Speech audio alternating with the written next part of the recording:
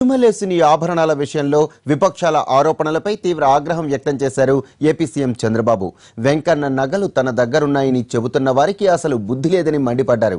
ఏడుకొండలవాడి దగ్గర ఎవరు నాటకాలాడినా వారికి అధోగతి పడుతుందని ఘాటుగా స్పందించారు. బీజేపీ పార్టీ చేసే దుర్మార్గమైన కార్యక్రమాలు చూస్తే కడాన వెంకటేశ్వర స్వామిని కూడా కాంట్రవర్సీలోకి తీసుకొస్తున్నారు. లేనిపోని ఆరోపణలు చేస్తున్నారు. ఒక ఆయన అంటాడు ఆ దేవుడి దగ్గర ఉండే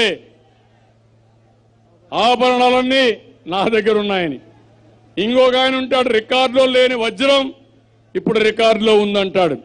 అంటే వీళ్ళు ఏం మాట్లాడుతున్నారో, వీళ్ళకి సెన్స్ ఉంటే మాట్లాడుతున్నారా, బుద్ధుండే మాట్లాడుతున్నారా? వేరే వాళ్ళతో ఎవరైనా పెట్టుకోండి కానీ వెంకటేశ్వర స్వామితో పెట్టుకుంటే మాత్రం మీ పని కథం.